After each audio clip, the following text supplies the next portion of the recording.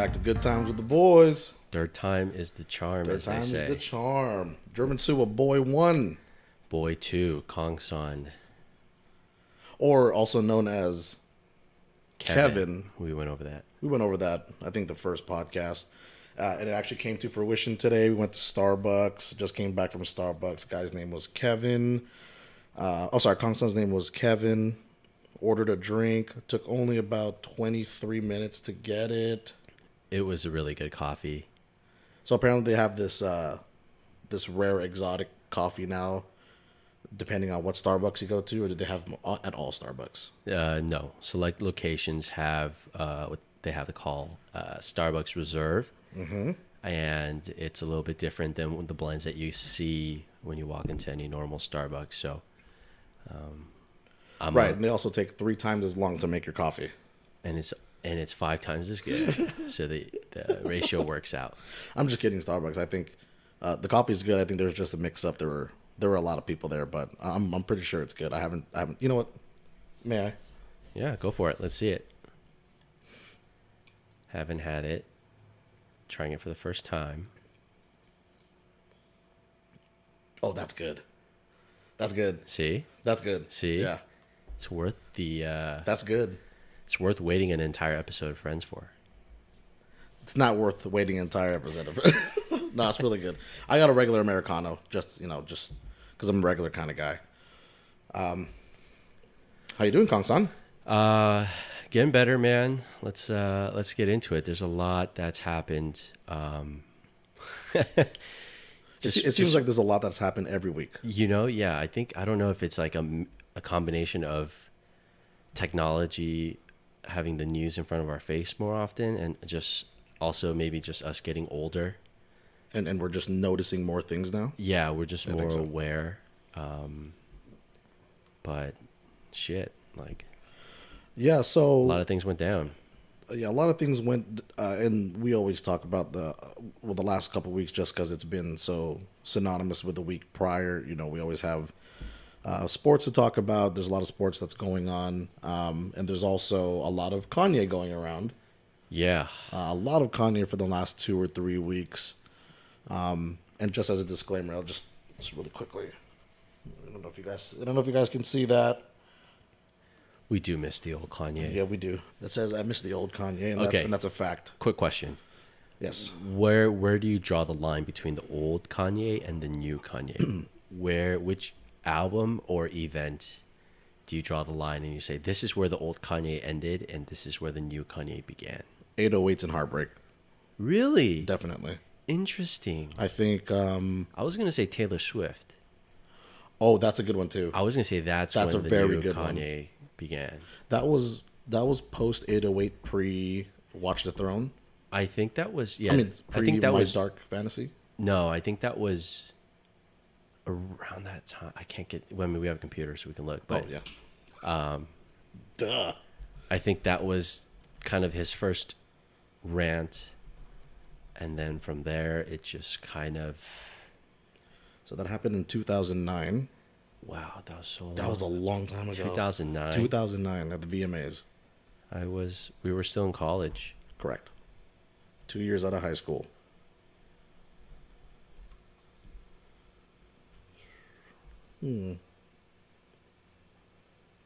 So what albums were before and after? Okay, so... All right, Graduation 2007, 808s and Heartbreak 2008, Taylor Swift 2009, My Beautiful Dark Twisted Fantasy 2010. Ooh, okay. So, okay, you know what? What I will say is 808s and Heartbreak and whatever happened during that time was kind of what initiated it.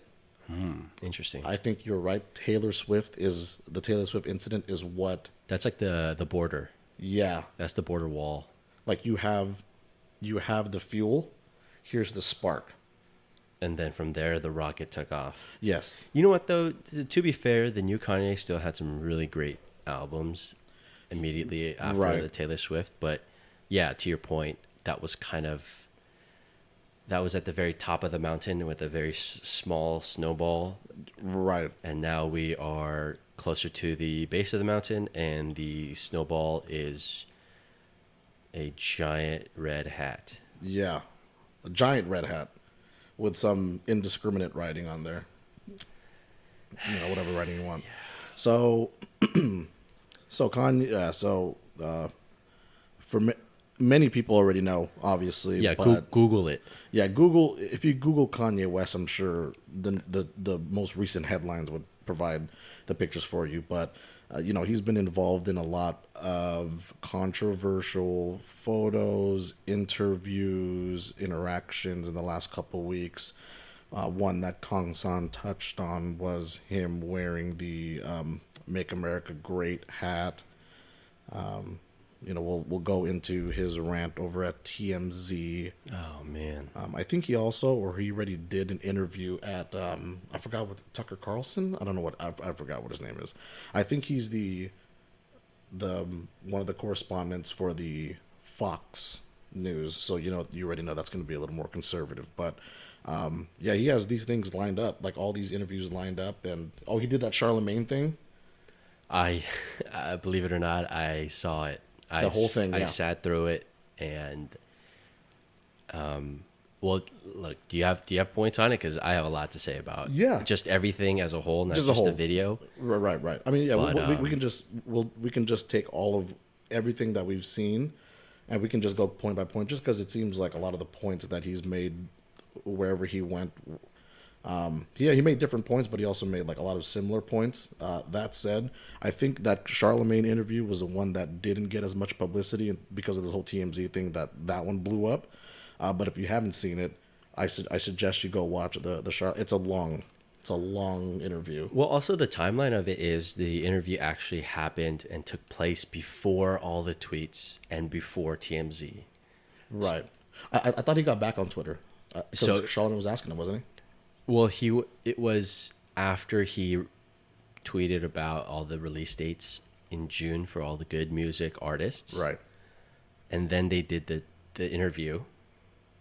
Okay. And then he did the whole free think Twitter rant. Okay, yeah. And then he went on TMZ. Oh, okay. So that's what the time. Yeah, the Charlemagne video was kind of towards middle to end of April. Correct. So, Correct. you're kind of looking at it like hindsight being 2020, which is interesting because I don't know, like if they released it right at that point, I think it might have been perceived a little bit differently, or at least talked about a little bit more. So yeah, there's just so much there. There's a lot of things there. So, okay, we'll just go with what the easiest thing is, because this is the one that's the most talked about, is his comments on slavery and how slavery was a choice and it's been happening for 400 years and it's a choice. Let's start there. Yeah. So the media likes to not necessarily fabricate stuff, but people are so good at chopping, skewing videos to make it seem like someone is being antagonized, and you can throw it up there. It happens all the time, right? It happens all the time. If you want to make someone the antithesis to a story, you can always chop something up and make it look really, really bad. Clickbait, easy clickbait. So Kangsan had talked to me about the TMZ thing. I was like, oh yeah, I kind of heard what he said just based off of some of the comments that I've seen or the clips that I've seen.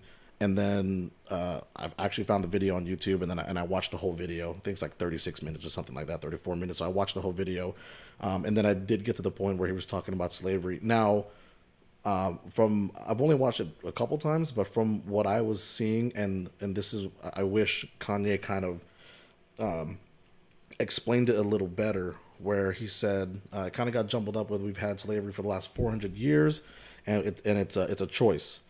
And I think what he should have shed more light on was the modern day type of slavery, like our slavery to our we're slaving away at our jobs at doing something that we don't like, or we're slavery to the game, as some people say, or we're slavery to these name brand clothes, and we always have to look a certain way. Like vanity is a big deal for us. You know what I mean? And I think that's the type of slavery he was talking about, the cultural type of slavery, but it just kind of melded into, which he should have, again, kind of separated from the actual slavery and the slave trade hundreds of years ago. I think that's what he was pertaining to. He wasn't pertaining to the actual slave trade when it was first initiated. I think it had more of a modern connotation to it, but then again, he didn't really, maybe he did this on purpose or not, but he didn't really specify, the time. He shed some light on it a little bit, but it wasn't enough for us to say, okay, yeah, he was definitely just talking about this time.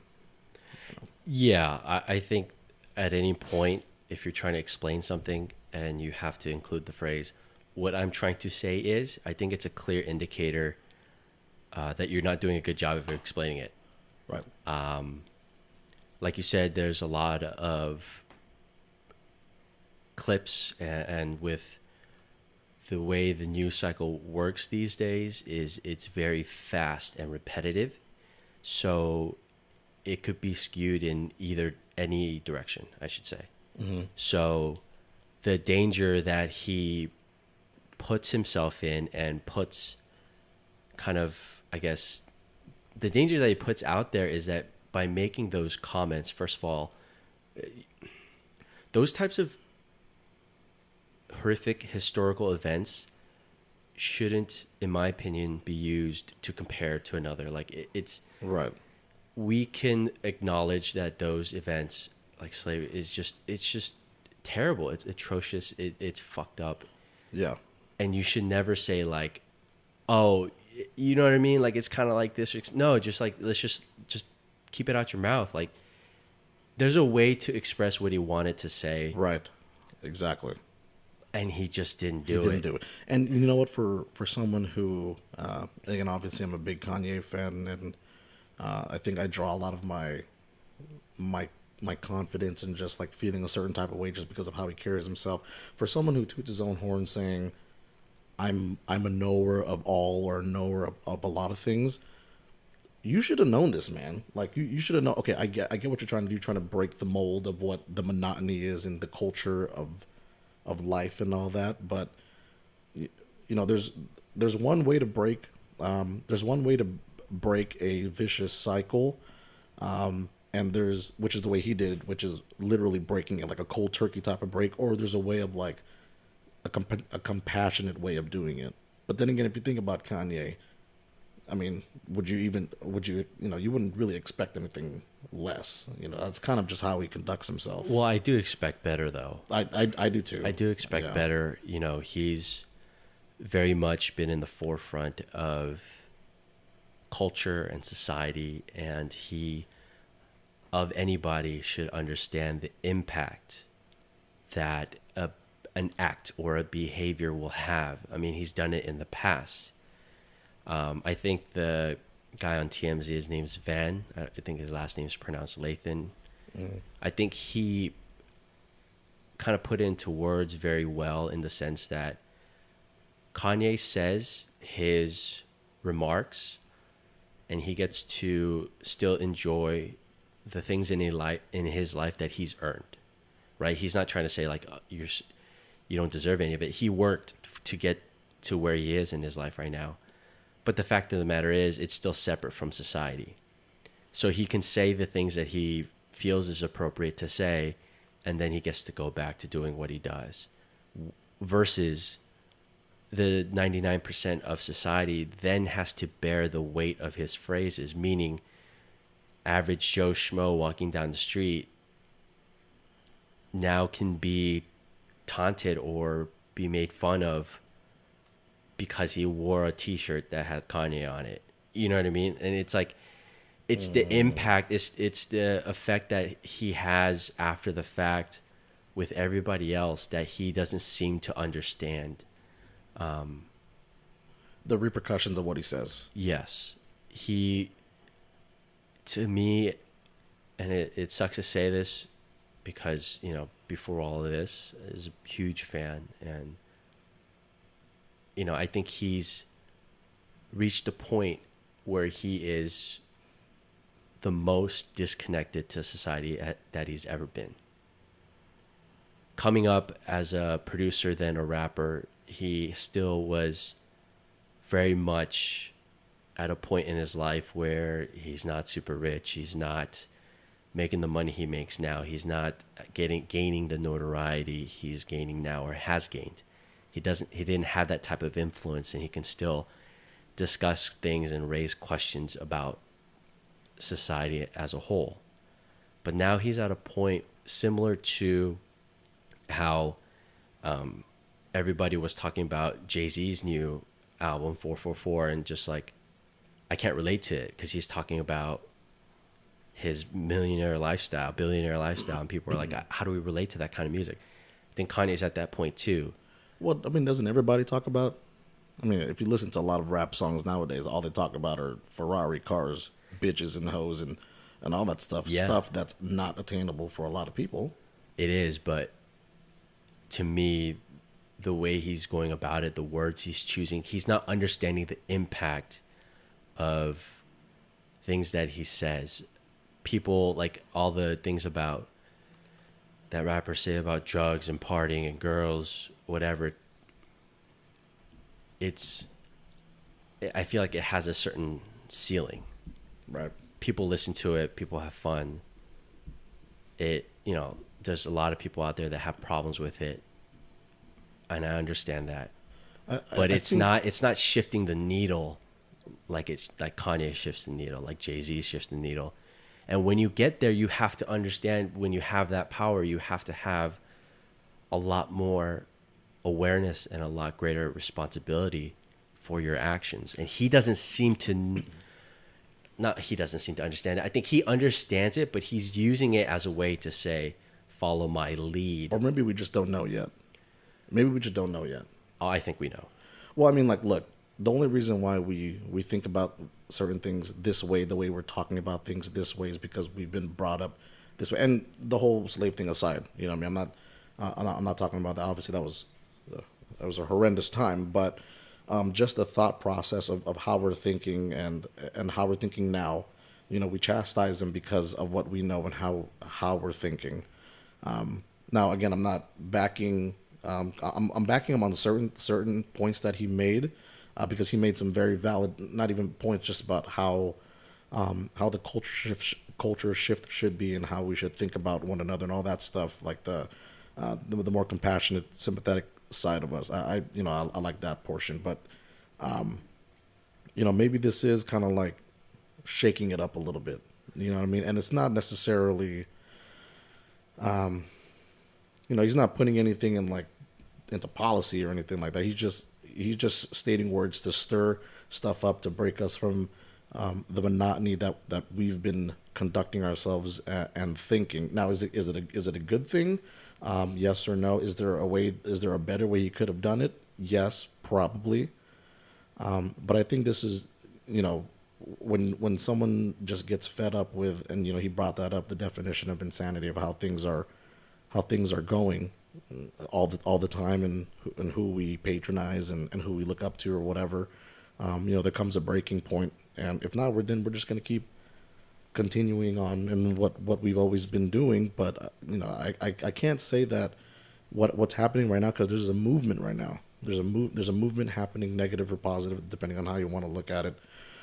You know, obviously a lot of people look at it negatively, but things are moving right now.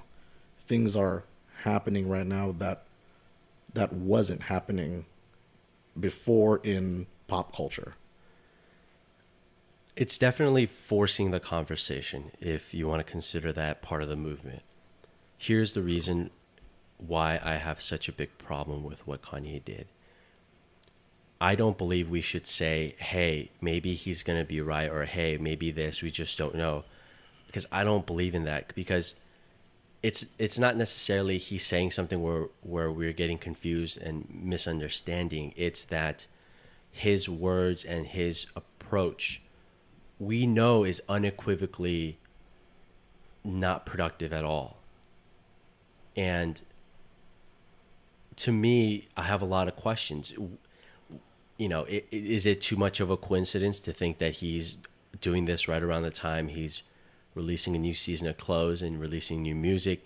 Is it just a coincidence that he's saying these things? I don't think it's a coincidence. He's a businessman. He knows what he's doing. Well, exactly. But then that further drives my point. He's not necessarily doing it to quote unquote push the needle. He's just doing it so there's attention drawn to him so that he could sell stuff. Mm-hmm. And if you're coming at it from that angle, that's utterly selfish. True. And if you truly are considering yourself a genius of your time, you're not doing things for selfish reasons. You're doing things to try and get a mass group of people to come together, and he's not doing that. If the intent behind all of his messages are to sell and to make money, that's where you lose people. That's where people are not stupid. They can sniff out that from a mile away. They can understand, how ironic that you're doing all of this and your album's coming out and you're trying to promote all your clothes and this, that, and the third. How do you call yourself a genius or somebody that's transcendent or somebody that's pushing society when you only speak up when it's convenient for you? Right. And that's why I have such a big problem with what he does. Would you say time? Well, I mean, because that's all we can say right now. Because say, for instance, it wouldn't look good if he drops his album and then all of a sudden drops off the face of the earth again. Oh, but then again, also too, he did kind of have some type of, how do you say, a revelation type of moment. He had a revelation, and I didn't even know about this. Where I know he was going through some stuff, but I didn't know he was like to the point where that he was hospitalized. Right? I didn't know he had that, and he had all these panic attacks and having a lot of trust issues. So, and we can parlay this to a lot of how important mental health is, and when you get to a certain echelon, how that kind of molds your mind into a certain way and a certain type of thinking. But maybe even till now, he's not thinking straight. I mean, maybe now he's just kind of talking out of his ass, and it's like, oh, this is what feels right. But does it feel right? You're talking to someone who potentially has a lot of, or who has a degree of mental issues, who has gone through the gambit with prescription, medications that can kind of linger and just make you think a certain way. And he was coming off of that also. But I mean, I do agree, if it is like this, where he's just making a pitch for his albums come out, and then all of a sudden he just drops off the face of the earth again, no Twitter, not to be heard of from anybody. Then yeah, we can definitely say, oh, dude, you just did this for the pitch. Yeah, I mean, I'll agree. Certainly, mental health is something that's been much more prevalent this year than in years past, and I think it's very important to let everybody know that those types of things should be talked about. I think the stigma of keeping things from yourself to just only talk to certain people about it or what have you. It's important to get those emotions out, especially with your family, your close group of friends that you trust. You just, don't feel like it makes you any less of a human being because you have those feelings. Right. It's very important. With that being said, it's. So did you see the Charlemagne interview? The whole thing. There's every segment or every question gets answered, and when he starts, I'm like, okay, that sounds like the base of a good argument, and then he just drops the ball. He comes off to me as a very sensitive human being who feels that he should be sort of granted certain privileges in his life based on his accomplishments. And Right. what I just said can make sense if you, in the sense of depending on what those privileges are. But one thing that really stuck out to my mind was when he was talking about how one event he was 45 minutes late to and he got booed. And Yeah, it was that fashion event. I think that yeah, was and he was like making it seem like, oh, they were hating on me. It's like, well, first of all, like, no shit. if anybody is 45 minutes late to anything, yeah, I would be mad. And second of all, Kanye has been hours late to a concert before, and it's like, Yeah. when you show up late, you are telling everybody that's involved that your time is much more important than theirs, and that he doesn't give a fuck. And yeah, you're gonna get booed, dude. Like, what do you expect? Yeah. Oh, yeah. I recall. He was saying like, "Oh, yeah," and then when I finally got there, like I could already feel like the aura was bad. Yeah, you're like, And everyone was like staring at me, and everyone was looking. Yeah, bro. If you come to a classroom 45 minutes late and it's a lecture hall, people are gonna look who's coming through the door 45 minutes late. yeah, You know? exactly. And I don't mean to sound like a fanboy, but when he was like, they LeBron me, I was like, you leave LeBron out of this. LeBron Don't you dare did compare yourself to I was LeBron like, right now. Like, LeBron did nothing wrong. But you know, his concerns and his complaints were very much Kind of whiny a little bit. yeah, like, okay, because to me it sounded like his message outside of what he did at TMZ and outside of that interview, his message always seems to be, we got to work together, we got to do this, we got to do that, let's come together, right? It's all about unity. But then in the interview, all his answers are me. Yeah. And it's like, which one is it, dude? Like, kind of seems like he's being a hypocrite. Yeah, and I think that's why also part of that interview where they were talking about him leaving Nike, going to Adidas, and the team that was with him at Adidas, or the team, basically his road dogs, who with his not his road dogs, but like his people that he uses for his merchandise, for his shoes and all that stuff, jumped ship when he went to Adidas and stayed at Nike. And a lot of the styles and the configurations in certain apparel, obviously, if they're the designers, obviously, Kanye is like the chief designer or chief producer or whatever. But a lot of those stuck with Nike, and they left him. Yeah. And then his response to that was very melancholic, type of very solemn. Just, well, people got to eat. You know what I mean? Yeah. They got a family to take care of. And so, if you think about it like that, it didn't seem like he was, blaming them on their, if you want to look at it, selfish acts to leave him and go to Nike. He just said, well, business is business. That's how it's supposed to be. You know what I mean? But again, his level of selfishness is, like Queen of England type shit. You know what I mean? Like, yeah, Vladimir Putin type shit. You know what I mean? If Putin showed up 45 minutes late to a conference, ain't nobody gonna tell him no. You know what I mean? Yeah. They're gonna be like, "Oh, Mr. Putin, please, have a seat." yeah, because they don't want to die. Because they don't want to die. Yeah. Well, here's the thing.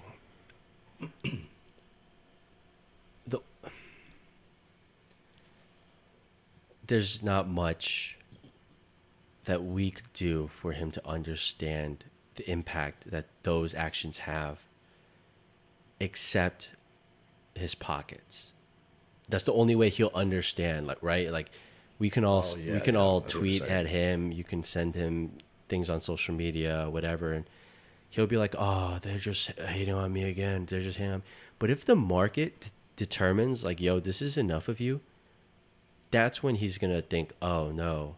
But unfortunately, that's not the time that you should understand it. You should get it well before that. And also too, like as you mentioned, he's been broke apparently, and he's been in debt. I guess now, Yeah, whatever your definition of debt is, And like he's like, You know, he was saying he got lipo because he was fat and he didn't want people to fat shame him, so he yeah. got liposuction. And it was like, wait, what? Like, Well, see, and that's the thing too. And he was saying at TMZ is like, "Yo, I got lipo for y'all. yeah, I did it for you guys, And so, he's sort of- you guys wouldn't hate me," kind of thing. and he's sort of blaming, and because he got addicted to opioids after the fact, Right. after the Yeah.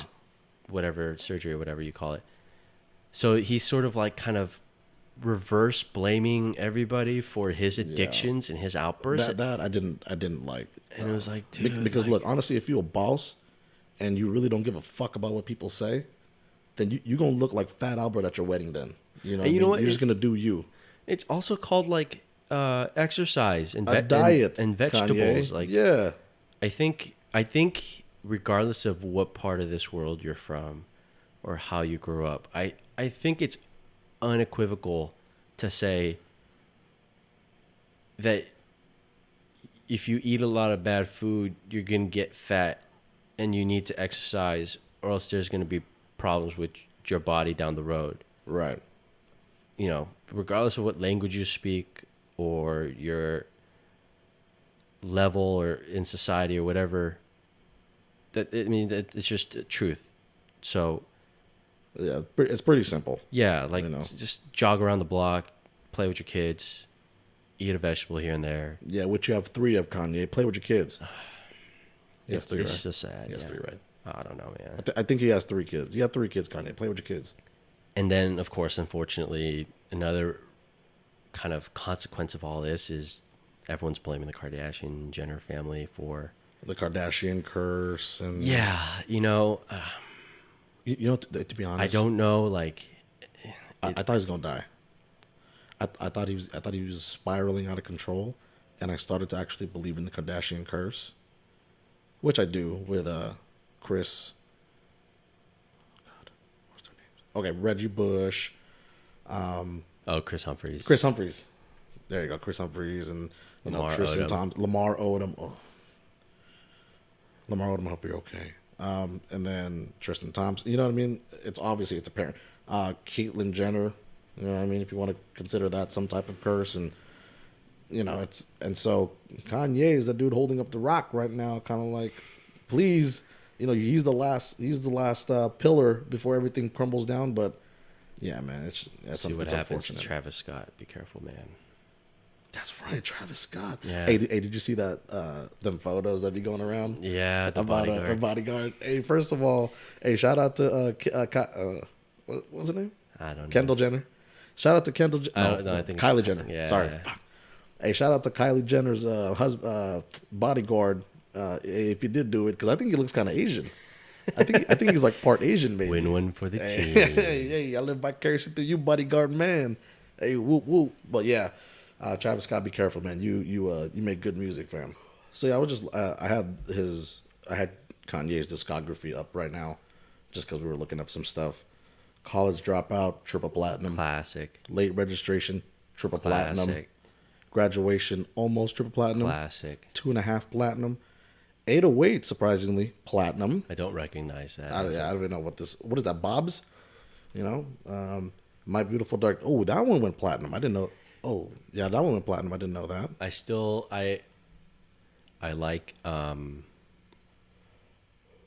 I like it, but I don't love it. My Beautiful Dark. Yeezus or My Beautiful Dark Twisted Fantasy. that one was hit and miss for me. That one was hit and miss for me. That was a little weird. Some satanic type stuff. You know what I mean? That was a little weird. But yeah, man, look. Kanye is just, again, obviously his albums are dropping soon, so not only will that be a test of, you know, again, I will never question if he can make good music, but what comes after that? You know what I mean? His follow-up after the albums, will he continue to be a quote-unquote man of the people who are breaking through, you know? Will he still make these crazy tweets and progress humanity and a certain lifestyle a certain way even after the albums, or is he just going to drop off the face of the earth again? who knows? I mean, I was very looking forward, and I'm still looking forward to the albums. Obviously, I'm hoping there are some clips here and there. I think he did one with Ti. I don't know if that was for an album or if he was just like they were rapping back and forth, and then he played a little bit for. I don't know if it was during the Charlemagne thing, but he had like some bits here and there for music, and it doesn't sound weird. So fingers crossed on that. I don't know, man. I think I have to make like a Kanye sabbatical for a while and just kind of stay off of. Take your own hiatus from Kanye. Yeah, I think I gotta take a break from him for a little bit. I think I don't blame you. I think if there's anything, just understand that you have everybody has a voice.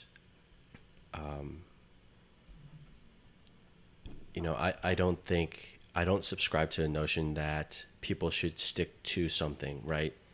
If you have a feeling or if you have an opinion about something, then I think it's your right to express it. But at the same time, it's also my right to say, nah, fam, like I'm out. Like, yeah. I wish you luck. I wish you the best. But you kind of lost me on that.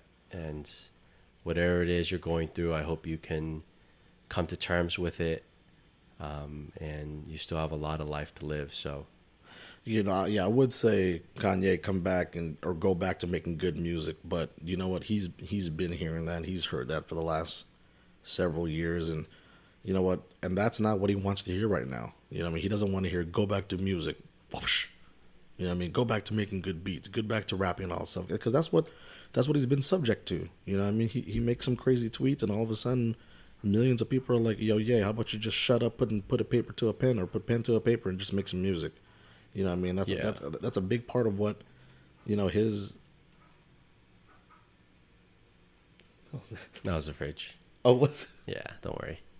I heard, and I was like, "Yo, what's up?" No, and that's what one of the biggest. I think the biggest thing that I take away from what he's doing also right now is just that he's had his time, he's had his money, but he's kind of got sucked into a cycle where people expect something from him to act a certain way and dress a certain way. Not saying that he was an advocate for it or not, but obviously he's in the fashion industry. He's a slave to a lot of things. You know what I mean? But should I have not have said that? I'm out, man. I'm selling my Kanye stock. Look, man, I didn't mean that. Like, I didn't mean you know what I meant. All right. You see this is what exactly. This is what Kanye should have done. This is what Kanye should have done. Kanye should have said, you know what? I meant it this way. I didn't mean it like, oh, Django whoosh, slave. I meant slave to the system. Okay. Like, I have to wear a certain thing. I have to wear a certain watch. I have to look a certain way. I got to wear my hat backwards, kind of thing. That's the type of shit I was talking about. Okay. We can edit it out too. We ain't editing nothing now. We're keeping all that shit in because you know what? I'm doing what Kanye should have done and explained himself. And I'm explaining myself. If I offended you, fuck you. I'm explaining myself. Okay? I didn't mean to offend anybody. Look, this is what I'm doing. Okay? Maybe we can bleep out the sound effects. Bleep out the sound effects? Yeah. Maybe we can right before you're making that noise, we can put in a woohoo. Yeah. Yeah. I know what you mean. Thank you. Slavery is bad, dude. Slavery is fucking horrible. See, this is a perfect example of why you shouldn't even bring up or entertain the idea of comparing. Or it's just not. Yeah, he shouldn't have said that. He shouldn't have said that. However, he did say something like, "There's so many other examples in history that you can use." Right. There is that also. But and then how about saying, and I'm hoping this was kind of leading to, yeah, you know what? Let's just stop talking about this whole slave thing. Everyone's like, my parents did this for all this time, and yada yada. Okay, well, actually, first of all, not even your parents, like your grandparents, but you are not your grandparents. You can make your own life, kind of thing. Yada yada yada. There are a lot of other reasons to fight the system or fight against police brutality or to fight against politics or whatever. There's many other ways to fight it without having to say, oh well, you enslaved us hundreds of years ago. I mean, that I am with them on about how you need to stop using that reason. You know what I mean? It's I hear you. The thing I have to say about it Take that with a grain of salt, please. Is that it family history to some people matter a lot. For example, just a piece of my family history. My grandmother was living in Korea at a time where it was under Japanese rule. She was forced to have a Japanese name and learn Japanese. Pretty much, she was forced to lose every bit of her own culture. Mm. When somebody goes through something like that, it is understandable if they have certain thoughts about the people that she was oppressed under. Mm-hmm. And then when that same person has children, you pass along your experiences to your children. Regardless of whether or not your children agree, their life is then shaped by those types of stories, mm-hmm. which then shapes how they raise their children. So I don't necessarily think that you should just say, forget about it, let's just stop talking about it at all. Mm-hmm. Because it's very important to understand what your family, what your lineage had to go through. So when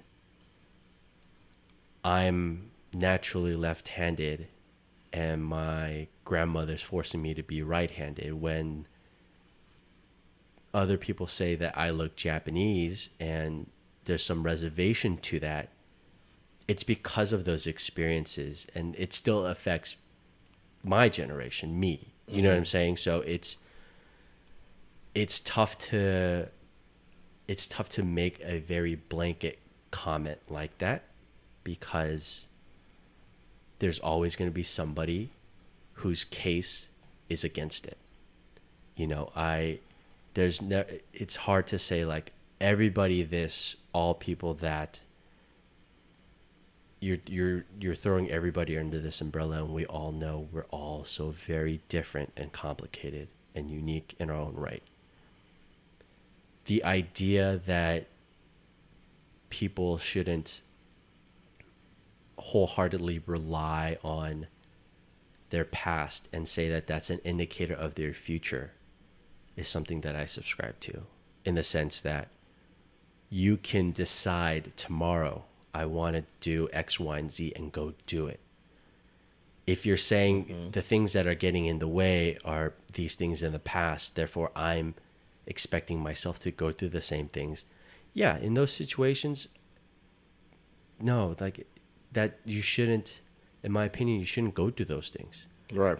But it's like a very specific case. If somebody says, hey, I think about events in the past because of how it affected my family, and this is what I want to do with it.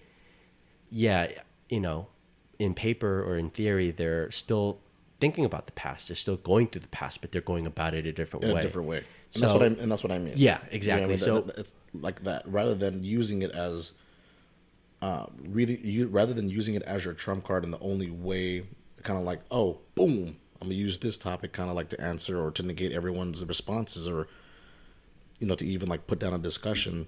You know, that's the wrong way to go about doing it. But yeah, again, yeah, what you said about, it's the thought is the same. I'm sorry, the intent is the same, but the process is different.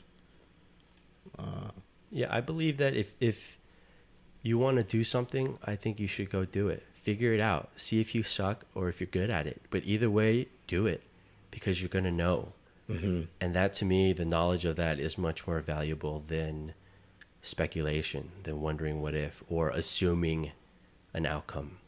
Yeah. You know, and that's very important to me. That's something that I'm in support of. And when people tell me that they want to do something, I'm never like, well, you should. I just say, do it, dude. Like, go for it. You know? Yeah. You don't want to oversell the dream, but you don't want to undersell it either. You just want to tell them, listen, if that's what you want to do, figure out whether or not you're good at it. If you're good at it, keep going. If you suck, but you like it, get better. I don't think we should have talked about slavery. But, okay, look. I feel like I'm about to get my ass beat. Nah, look, it's... Hey, don't beat my ass. Look, I'm just talking out of my ass right now. Okay? Show me your ass. Hey, show me your ass. Look, don't beat my ass. Okay. I'm just, and obviously I have a lot of people that I can attest to. Now I'm backing up a little bit and all that. But look, man, and this is what this is about. This is what this is about because it's the thought processes of someone. It's a thought process of someone who maybe is supposed to think a certain way, but speak a different type of way or what have you. Obviously, I have no malice in my heart for any type of culture. It's just, it's just these are the type of discussions that need to happen. Yeah, I think to your point, and I think it's something that Will Smith said, that there's a difference between. I love you, Will Smith. I know, I love you, Will Smith. There's a difference between fault and responsibility, right? Mm-hmm. There can be things that happen in your life that are not your fault, good or bad. However, it is your responsibility on how you react to it. Mm-hmm. And I think those are two separate things.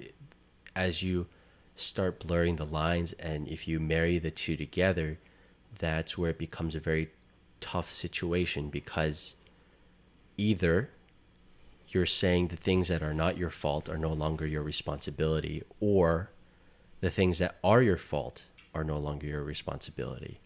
And in either case, you're trying to absolve any further action for whatever reason.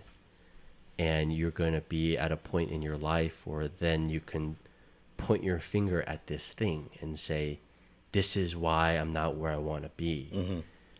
In all reality, you are not where you want to be because there's something that you're not doing yet. You're either haven't found the thing that you enjoy, or if you're in the thing that you enjoy, maybe you have to work a little harder. Maybe you have to think a little different.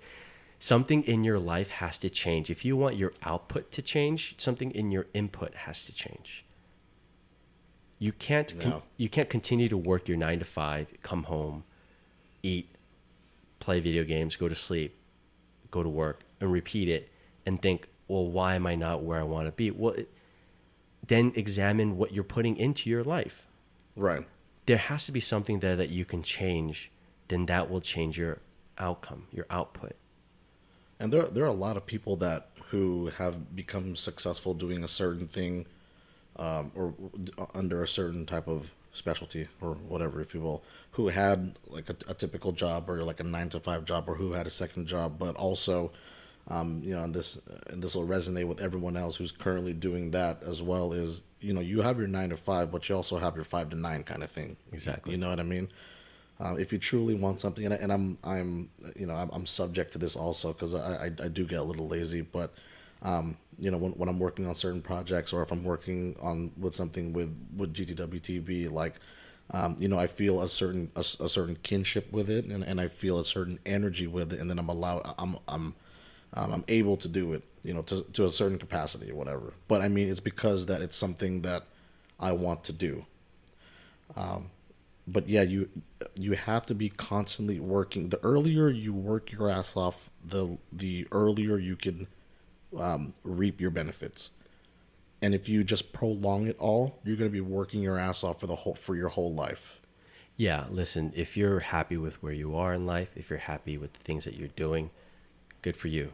Keep going. Yeah, by all means. If you like, if those 9 to 5 people, I'm not talking bad on it. If you like it, by all means. But the moment you wonder, or you expect to be further along, lay out everything that you're doing. Examine your life for what it is, because you shouldn't have to rely on your company, your boss, to help move you along. Right. If you want something to change it. This world owes you nothing. Be patient, be diligent, and just be very careful. There was a point in my life that I worked a 9 to 5. I came home and played video games, and I was perfectly content with it. At a certain point, I felt I didn't want to live check to check anymore. So I got a pen and paper and just wrote down everything I do in my life, Monday through Sunday, every day, every month, every year. Then I examined, okay, these are the moments that I can read a book, take an online class, do something else instead of X. And you know what? Slowly but surely throughout the last couple of years, things have started to unfold. Things have started to happen. We cannot expect things to happen in a matter of days, weeks, or months. You have to look at this from a year's standpoint. But you're only doing like a little bit a day. Exactly. Just doing something a little bit a day. Something every day gets you more and more comfortable to it. Mm-hmm. You know, there's a lot of studies out there that, and a lot of people that talk about this.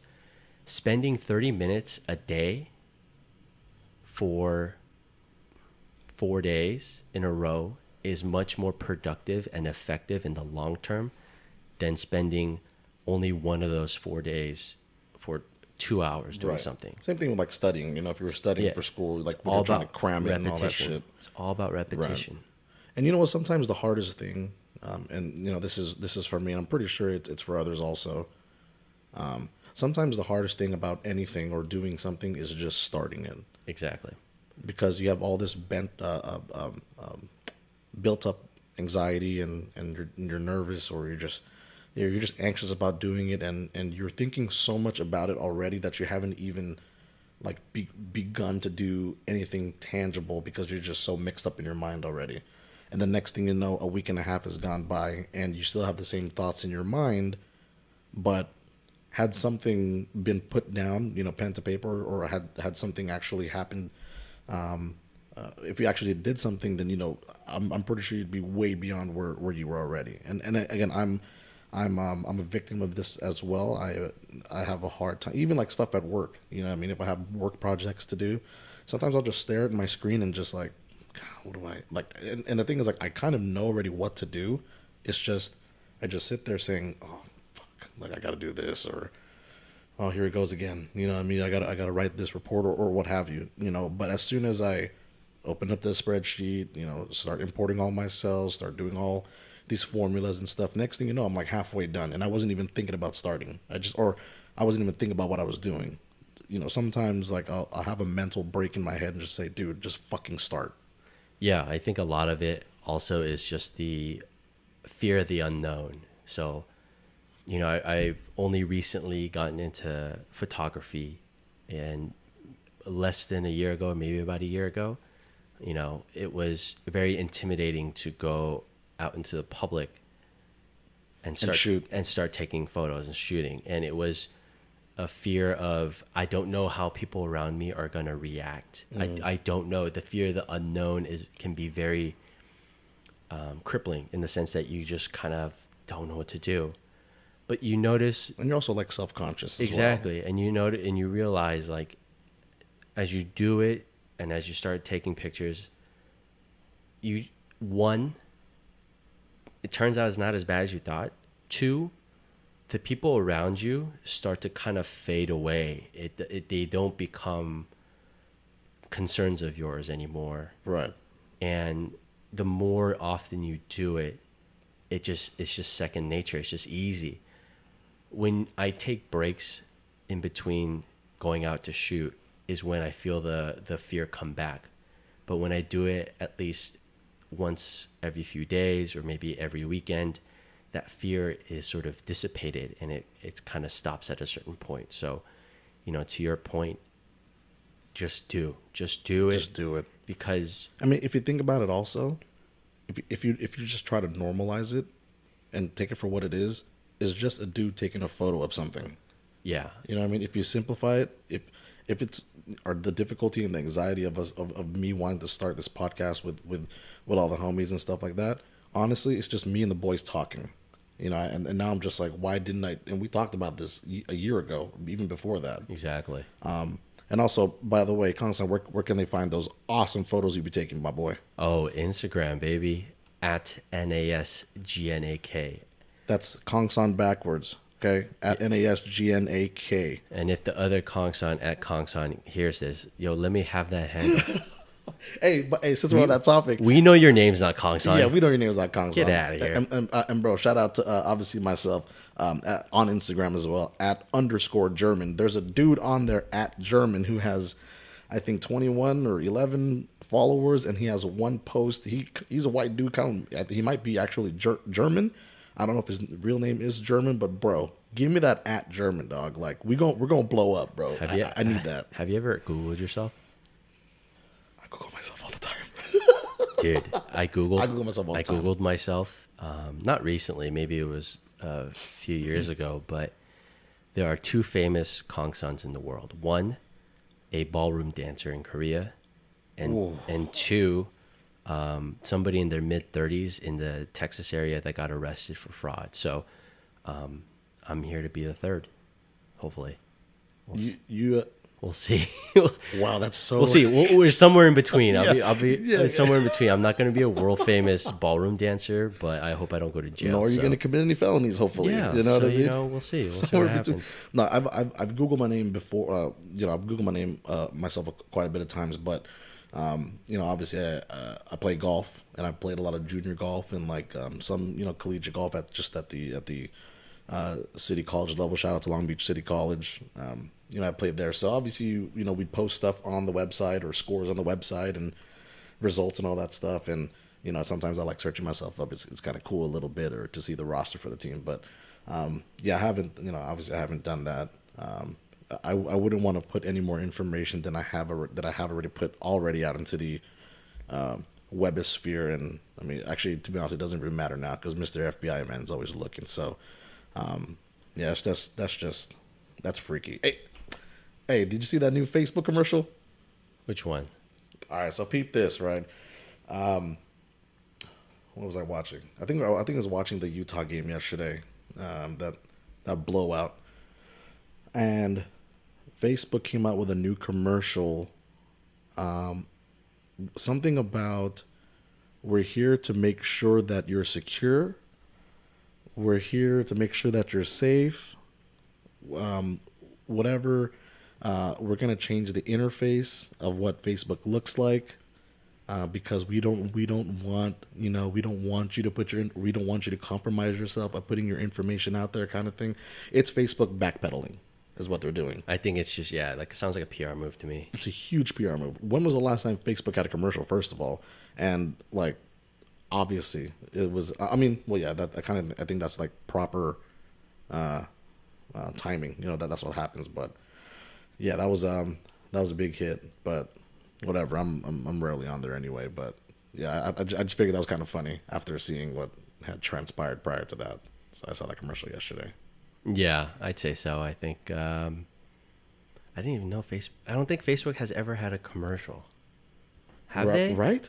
That's what I'm saying. I can't remember a Facebook commercial. I think they have, but yeah, I don't remember the last time it was. They're changing up what's happening, but all again, it doesn't matter. We're being watched. Everyone's being watched. There's an Alexa behind me. She's probably listening to every single thing that we're saying on here. And if so, what's up, Mr. FBI man? We're not doing anything crazy. We're just two boys having a good time. You know what I mean? And you know what? To tie it all together, this is how you talk about your points, Kanye West. Yeah, Kanye. You see, obviously you ain't never gonna listen to this, but look, man, you have two dudes who's been with you since day one. I remember listening to your mixtapes prior to College Dropout. You got dudes who's been rolling with you, and trust us, it's been very hard to be a Kanye fan for the last 8, 9 years, 10 years. It's But we're trying, man. I don't know what to say, man. Just come on, dude. It's been rough. Yeah, for real. Yeah. So, hey, Kanye, good luck, man.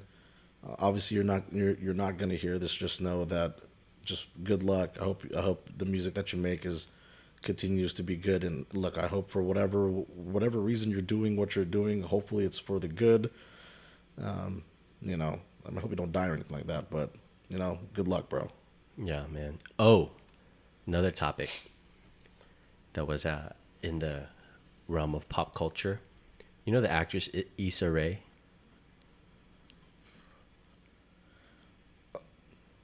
Isn't that It's a knife.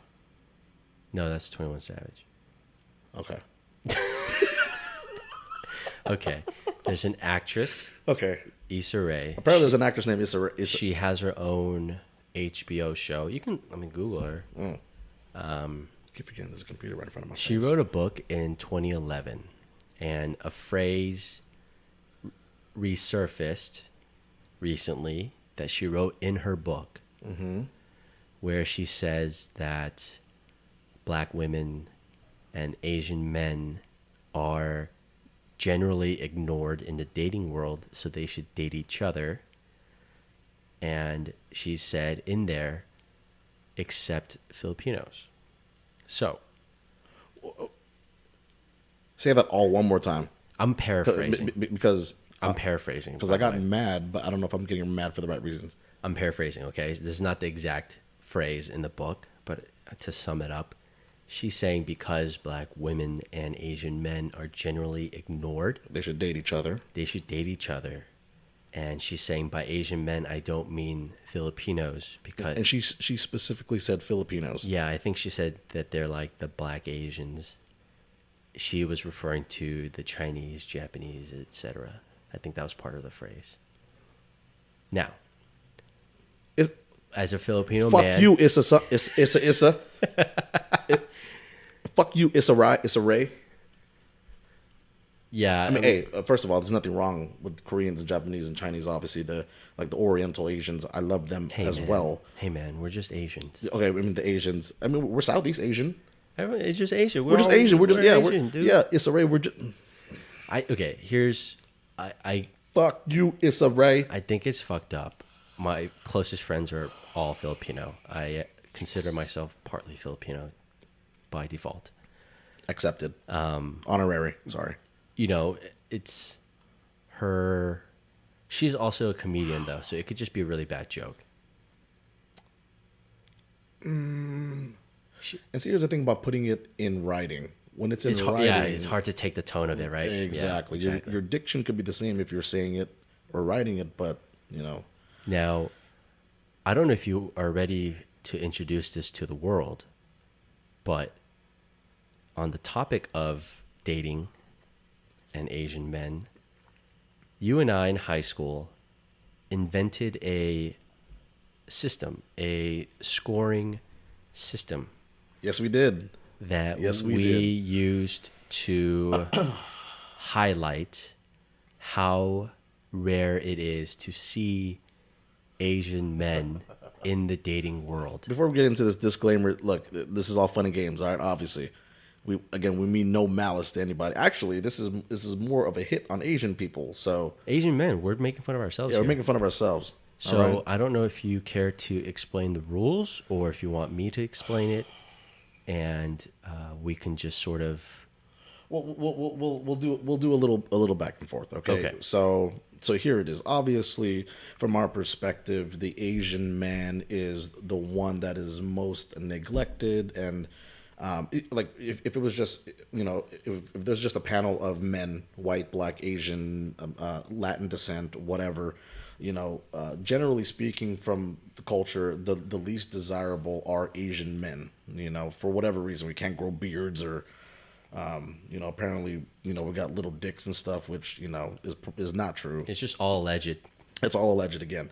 So we are at the lower end. Okay, so the game that we came up with is basically, it's called plus or minus. Okay, plus or minus in the relationship world, where if you have an Asian man and an Asian woman dating one another, that's nil, right? Null. Zero. 0. Okay. Because you see more and a lot of Asian and Caucasian type of relationships, more than you see Asian and African American or Asian and Latin. Pretty much non-Caucasian. Pretty much non-Caucasian. We said that, okay, if an Asian man or if an Asian woman is with a Caucasian man, because it happens more often than non-Caucasians, that is a -1. Yes, keep in mind this is looking through the eyes of Asian men. Asian men, sorry. So yes. this is pretty much saying that an Asian woman chose to date somebody who is not Asian, despite the fact that you are alive on this earth. Correct. And That sounds so sad. it, But we're Okay, two it guys does. in an apartment room doing a podcast alone on a Saturday night, so I think it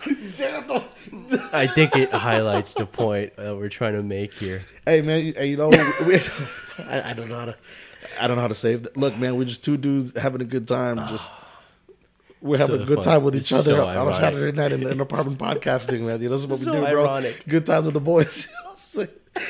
Obviously, the game that I'm talking about, us, what we're doing is not making any claim against the game. You know what I mean? Like, we should be out and about. But anyway, yeah. So if an Asian woman is or is dating a white man, again, we'll look at the perspective of an Asian man, then that's a -1.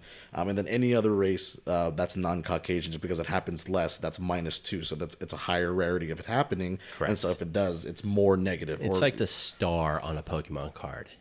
It's like the star in a Pokemon card. Hey, shout out to Pokemon cards. Pokemon, shout out. Excellent little anecdotal reference. I Yes. love that. Yes. And so it's vice versa. If you switch it around, if an Asian man is dating an Asian woman, that's 0. If an Asian man is dating a white woman, because that happens quite well. Now it's happening quite often. And just to keep it the same, that's +1, right? +1 for the team. And then if an Asian man is dating anyone who else, any non-Caucasian, it's +2.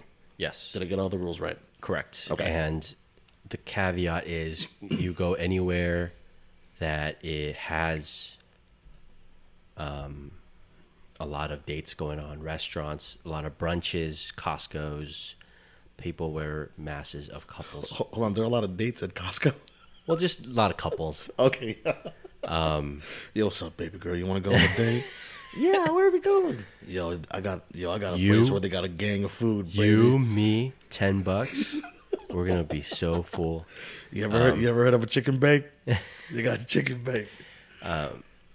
In my experience, whenever I decide to play this game, I've never ended the day in the positive. Further proving our point.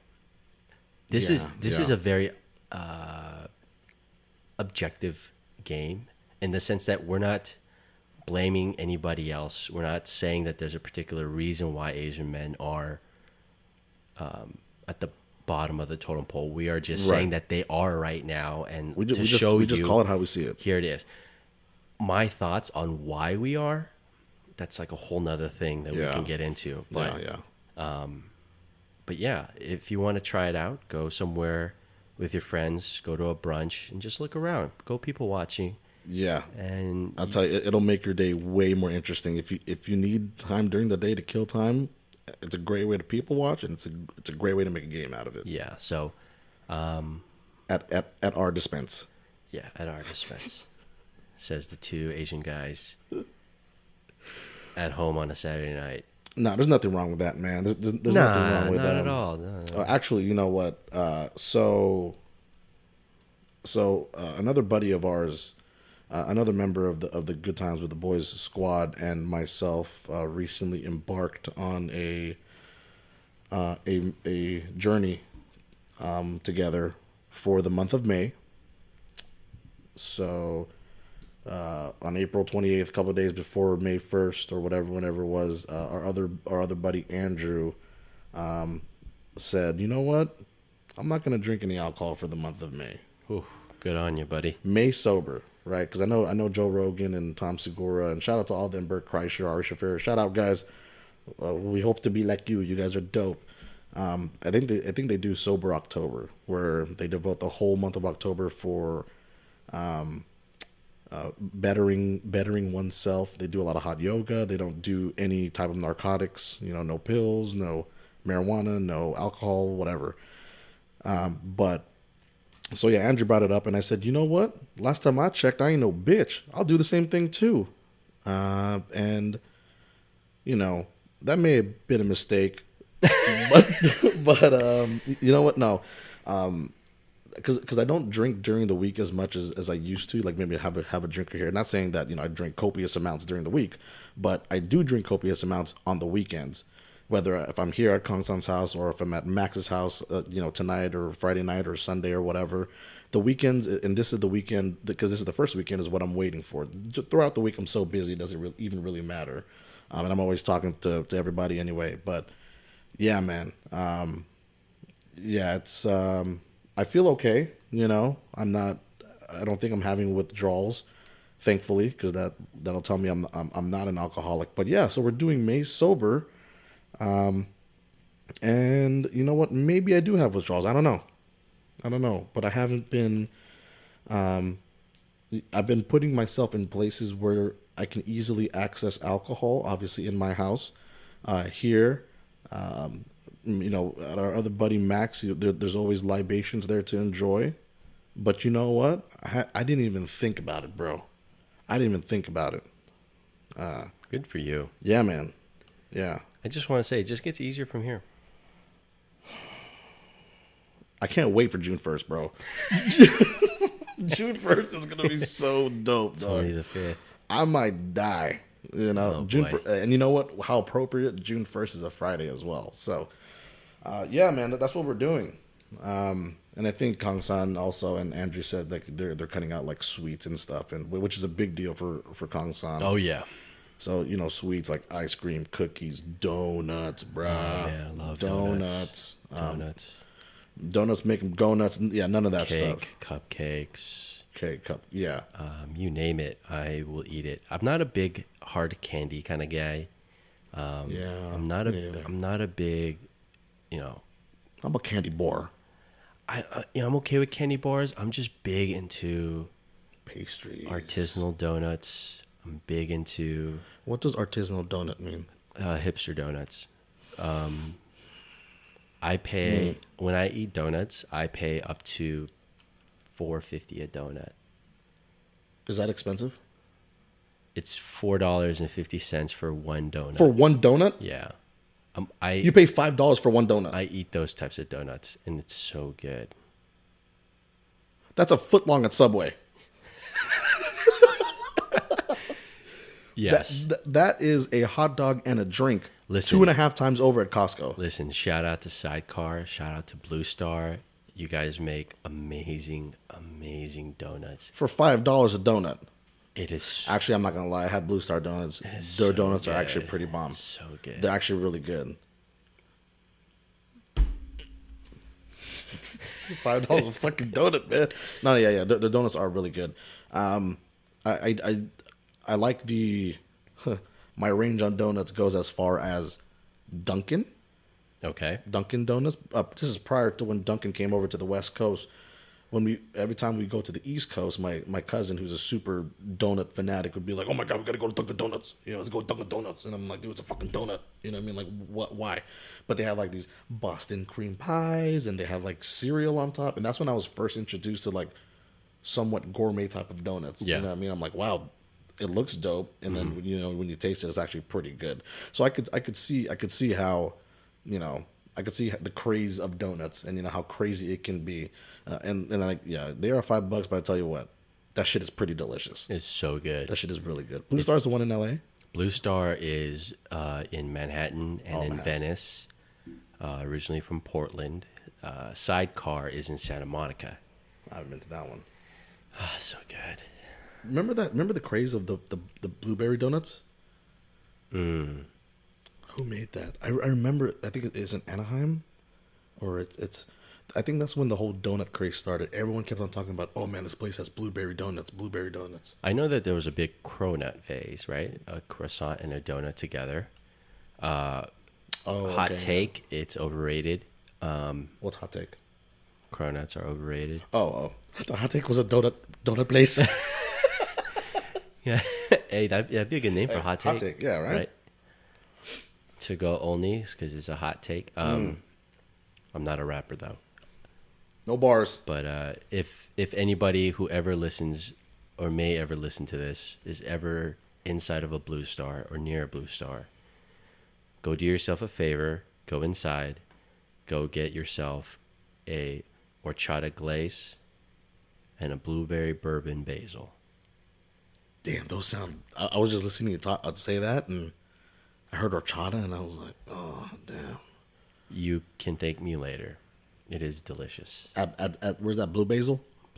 Blueberry bourbon basil. Blueberry bourbon basil.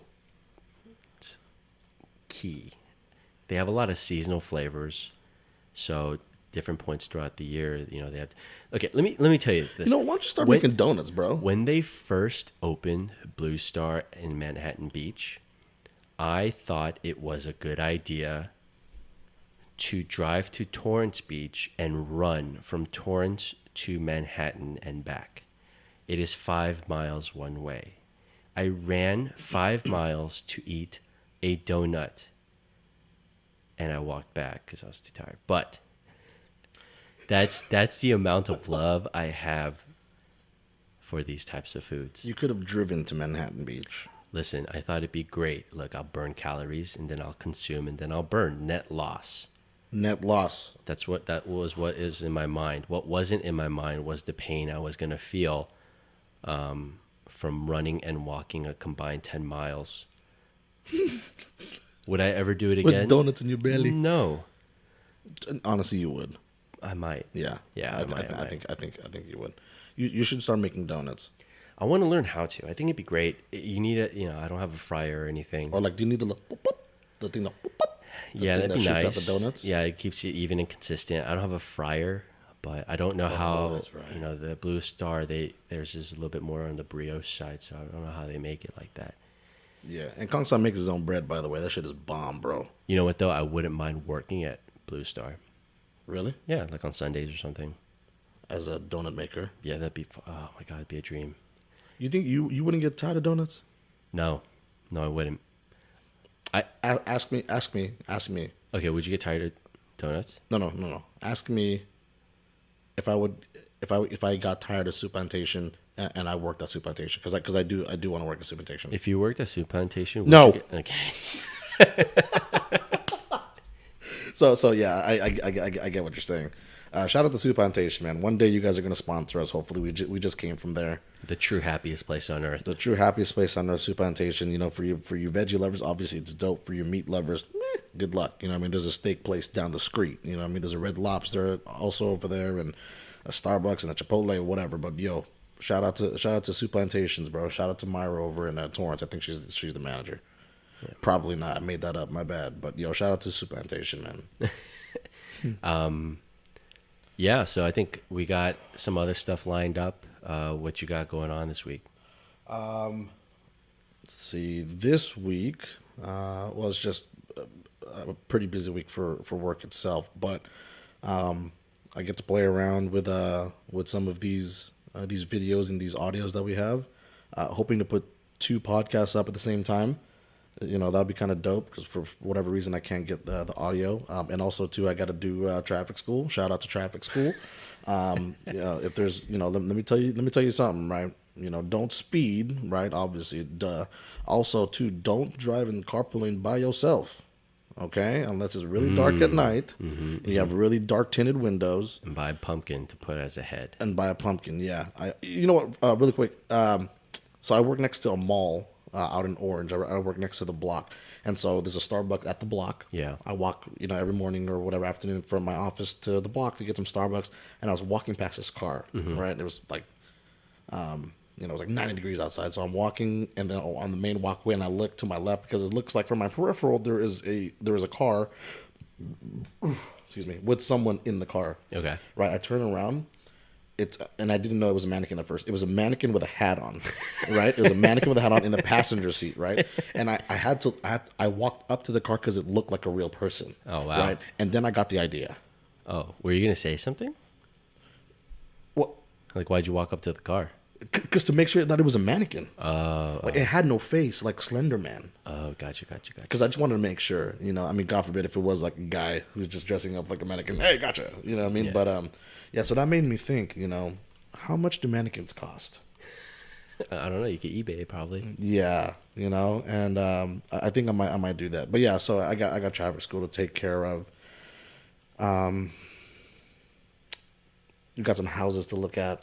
Yeah, we got some houses. We have a project working on that. Hopefully, give you an update on that fairly soon. And then, next weekend's Mother's Day, Shout out to all the moms. Shout out to the moms. Love you, mama. And for you? Just wrote about starting the NBA offseason primers. Yes. Where can they find that, though? Just a review of what each team has been through and what to expect. Yeah. I have them up on kangsankim.com. I just published or posted the one about the Grizzlies. I'm starting from worst to first. So next in line are... Actually, I started with the Phoenix Suns, and now I'm writing about the Grizzlies. So if you're the fans, the tortured fans of those teams, you should expect yours to be up soon. Hey, at least if your team did shitty, at least you got something to look forward to. Listen, the blog post is coming up first. Yeah, listen, you got a longer summer than others, so you have a little bit more time to prepare. So y'all should be rested. Yeah, just be ready. That sucks. Be ready. Yeah, cool. So yeah, check us out. Good Times with the Boys. You can check me out on Instagram, aka _@Germund, unless I can get that @Germund. Homeboy, let me get that. So @Germund on Twitter, @Germund on Insta-G. Kangsan is Nasganak, NASGNAK at Instagram. KangsanKim.com. KangsanKim.com. KangsanKim.com. And I forget what your Twitter was. Oh, it's at NASGNAK on all social media. Beautiful. Same thing. So yeah, check us out, and we'll check you guys later. Till next time. Bye.